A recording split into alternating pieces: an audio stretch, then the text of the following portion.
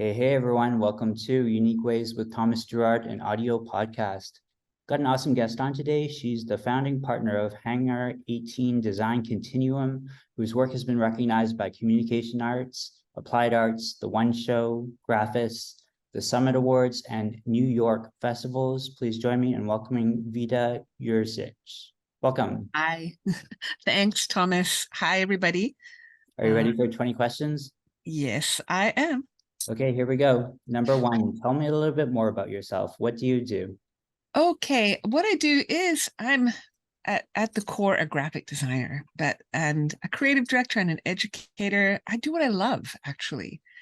I also am a part-time musician and Mars dancer, so I'm a bit of a veteran, and I come from the Mad Men era of advertising, but I have embraced the modern times and technology and everything that goes on with it. But my true love is sexy typography and branding, actually. And I love teaching as well, because the students, they totally keep me on my toes. Great. Just a note for our audience, Vida and I don't know each other until now, but she's part of the Vancouver community here where we're recording the podcast. So I'm super excited to have her on the show. And great nod to typography. You know, we have Eric Speakerman leading our typography crew here. So super happy for you to join that. So question two, what's a key piece of knowledge that makes you different? Okay, well, for that, it's understanding that things are constantly evolving and changing. I think that's what makes me different. Is there are a lot of people that are from my era of design, like graduated in the 80s, and they sort of stayed, well, they haven't really kept up with the times. But I find it's very, very exciting to learn new skills, and I've embraced technology in the digital age. The other thing that makes me different is my knowledge of print. I actually grew up in a silkscreen studio in Australia. My mom was a creative director there. They used to do textile printing. And so I learned about textile printing before I was 10 years old, which is crazy. But then I just have this love of print. And knowing print so well inside out really helps with the way things are done now digitally, because I can understand the difference between some of the nuances that you get with traditional offset. And basically that is what makes me different, I think, because I don't think there are many people around that have gone through all of those stages in their design careers. Perfect. Yeah. Another note for the audience, you know, if you like this kind of typography and education angle, check out our recent episode with Ellen Lupton. She was a fantastic guest as well. So number three, why this of all things? Why do you do what you do? Basically, for the same reason that I mentioned, is that things are always moving and ever changing. And I'm a bit of a chameleon at that. Having a birthday just before David Bowie's, like, changes are good. Change is good. I get bored easily, and I just love helping clients and students. I love to actually share and help clients reach their goals. And the one thing that we've been doing a lot of lately is a lot of work in the sustainability area for the city of Vancouver, as well as for ZEBEX, Zero Emissions Exchange, and building to electric, and also most recently Zero Emissions Innovation Center. So I feel that we're contributing in some small way to helping the planet. And that is one of the reasons I want to keep doing this, because I think it makes me feel alive. Great. And I think that segue is really nice into number four. Some people struggle with the question, but it is, what does your future look like? Okay, that's an interesting question, but most likely a lot more of the same, but learning new techniques and technology. I love creative directing, but I also love doing, and I love learning new technology. I just recently learned how to design websites on XD, and I just completely fell in love with it. I'm very hands-on, and I should be thinking of an exit plan, but I'm not ready to exit yet. The other thing is I hope to do more travel, but that's just more of a personal thing. Just for me, it's exciting. Even all of this controversy about AI, I'm happy to embrace it and see how I can use it as another tool in my toolbox.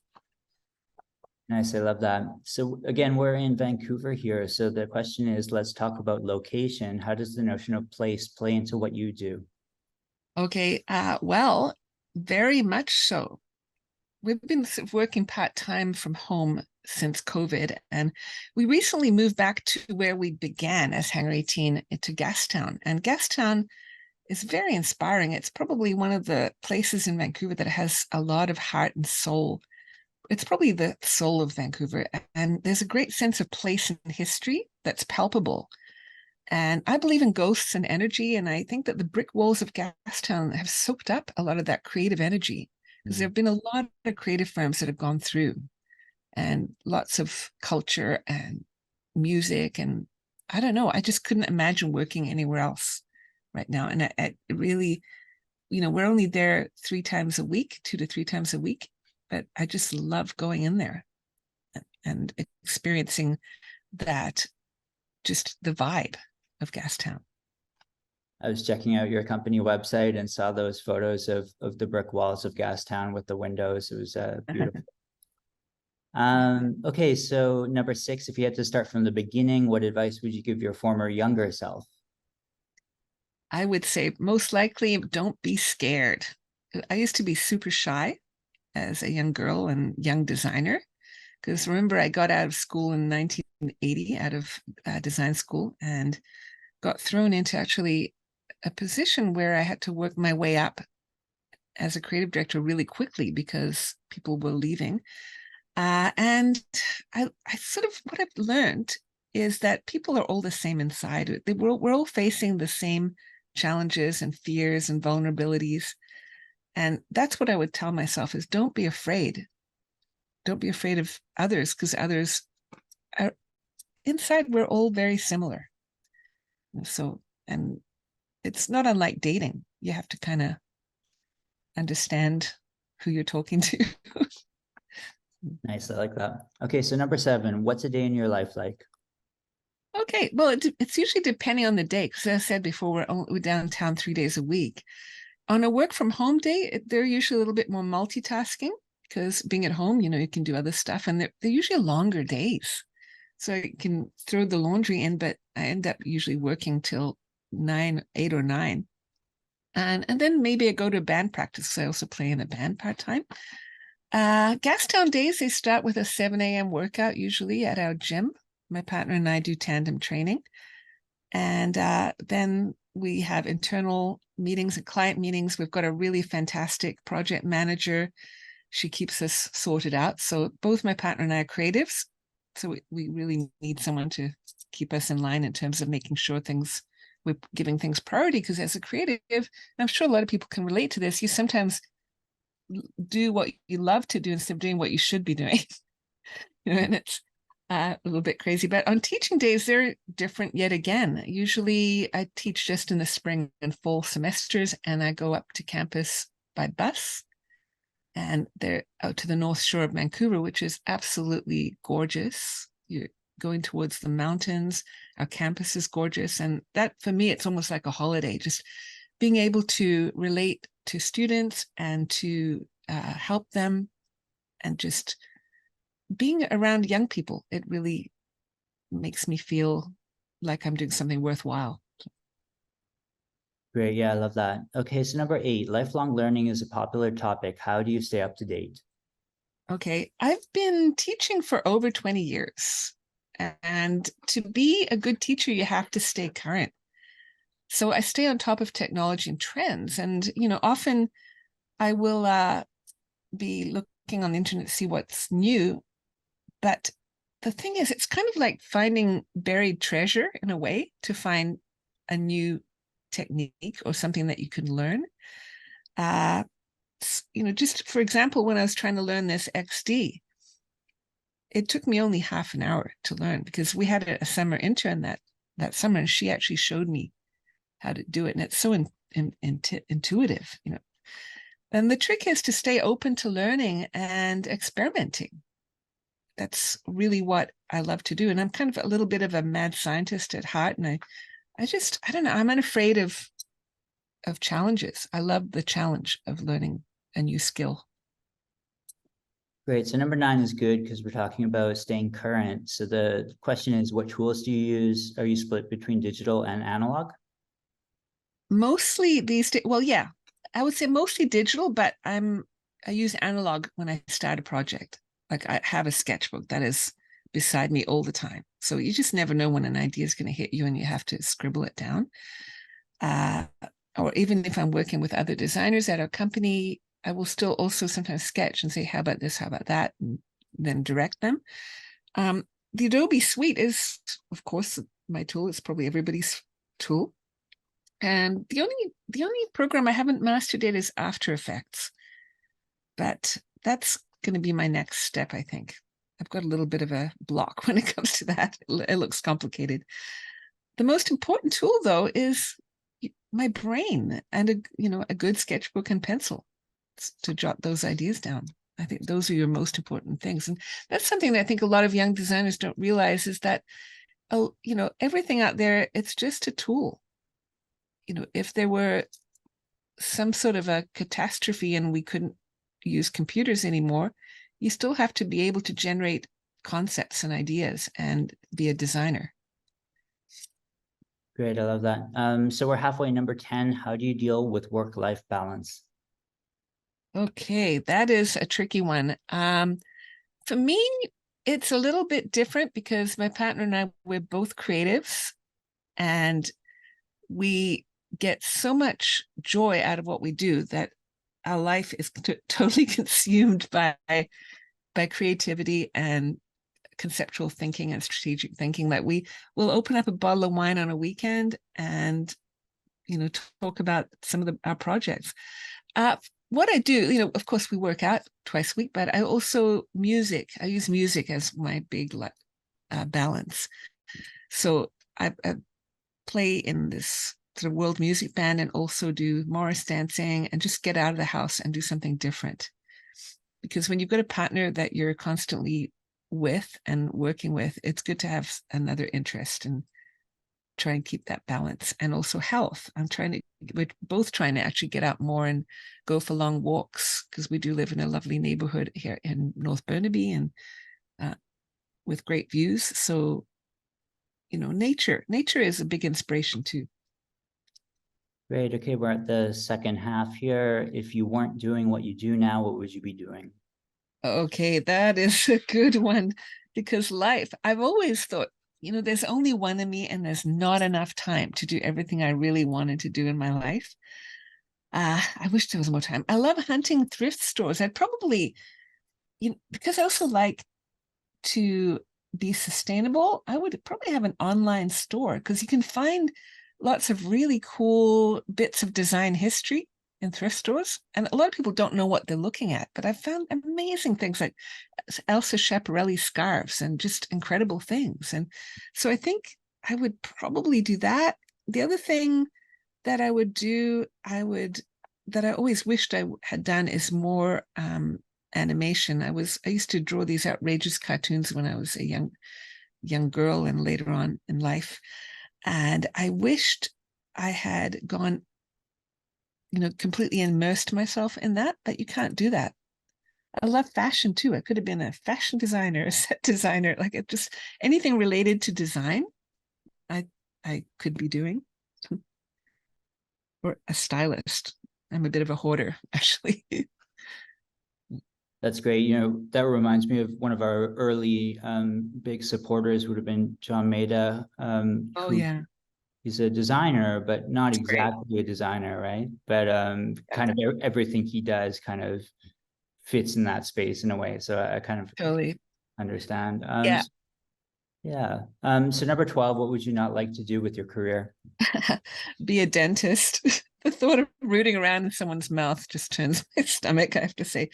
Uh, I would rather be a garbage collector, actually, because, the fresh air, the good hours, and maybe the odd treasure scavenge in a back alley. It sounds crazy, but I gave it a lot of thought, and I think that's probably the one thing I couldn't do is dental work. And also you're inflicting pain on people. So no offense to you dentists out there. I think dentists are wonderful, and I have friends who are dentists, but it's not something I could do. I'll second that. And a favorite word, quote, or sentence. Well, I have two. I hope that's okay. And the first one is "Don't worry, be happy." And that was my mom's favorite saying. She loved Bobby McFerrin song. My mom passed away this year in April, which was sort of a bit devastating because she was an amazing woman. And I really looked up to her. So that she would have been 90 in September. But my other favorite design sentence that I always say, and I don't know if anyone ever has said it, is "When in doubt, take it out." It's something I always say to my students because they tend to over design. And I'm all about design as opposed to decoration. And if you don't need it, get rid of it. Good stuff. Yeah. And a least favorite word, quote, or sentence. My least is "Go with the flow," actually. I think it's boring. I always want to challenge and disrupt, not go with the flow. You're not going to do anything original if you keep going with the flow. It's not conducive to original thinking, and it sounds like you're being flushed down the toilet too. Actually, it's just not something I've ever liked. 15. And it's almost like resignation. You give up, you go with the flow. Yeah, I hear you. So be carried away. Yeah. So 15, one word to describe yourself. What word? What word? I would say driven. And I've often thought about that. And it's probably the best of me and the worst of me. And that's actually related to work-life balance. I don't maybe have enough of that in my life because I am too driven. There's this saying in Croatian that demons are chasing you, and my demons are driving me to keep on moving and always striving for better and more. More wine, more fun, more impact. I always move too fast, and that's why I like the bumps on my knees attest to that. So I would say I'm driven, and that's why when I'm working on a project, I give it my all. It's just my nature. Nice. What keeps you up at night? What keeps you up at night? It's always related to finding a solution to a problem, whether it's to do with work or not work. I design a lot in my head, actually. A lot of my branding I kind of do before I even put pencil to paper. And I try and get a holistic picture worked out subconsciously before I touch any tools. I often will wake up in the morning with a solution. I think my subconscious is working on it. The other thing that keeps me up at night is watching old episodes of Perry Mason and The Twilight Zone and Alfred Hitchcock. I find I never get tired of looking all those dapper guys in the fedoras and suits. That's my little secret thing. Cool. And 17, what's a dream you're chasing? All right. Well, I have been to Venice about 9 times, and I keep craving to go back. And I have sort of ancestral links to Venice. Back in the 15th century, my ancestors had vineyards on the coast of Croatia, and they supplied the wine to Venice. And actually, I was told that some of them were pirates. And so I have it in my blood. It's so strange, even though I'm Croatian, but it's just across the water. So my dream is to go back to Venice and also to go back to Australia. I haven't been back since I left in 74 when I was a young girl. And I still have lots of friends there. So that's sort of one of the things I really want to do is go back. And final stretch, what inspires you? Besides travel and nature and walking down streets that I've never gone down before, which is I find always inspiring because you never know what you're going to see or find or experience. I love books, bookstores and thrift stores, but my biggest inspiration, I have to say, is my partner Dean. He's very creative. He's kind. He's perceptive. He's cat loving. We share this passion for cats, and that's maybe something we would have done together if we weren't designers. Would have a cattery. We're partners in life and work, and we're on this journey together, and I find that very inspiring because when we will never be bored, we've got that Peter Pan syndrome, I guess. Perfect. And any advice you'd like to share? I would say, don't worry, be happy. There's some things that life throws your way that you can't change. And this is where maybe a bit of that go with the flow comes in. but it's how you face those challenges that make the difference to your career and your health and your relationships. So I would say just take a deep breath and take things rationally and not emotionally, because I think a lot of people will not think things through. And that's something I'm still learning. And things will work out if you give it some time and really be thoughtful. And remember to take time out, like go for a walk, pet your cat or dog, and appreciate those around you who matter, as they may not always be there. So it's really worth not worrying and being happy and just trying to find joy in every day, because every day is a gift. I love it. And 20, the one that everybody is waiting for. How can our listeners keep tabs on you? What's our call to action? Okay, I'm on LinkedIn, so I'm always posting stuff on LinkedIn. I'm not great with social media. I don't do enough Instagram. We do it as a company, but I definitely will LinkedIn. And also check out our website at h18.com.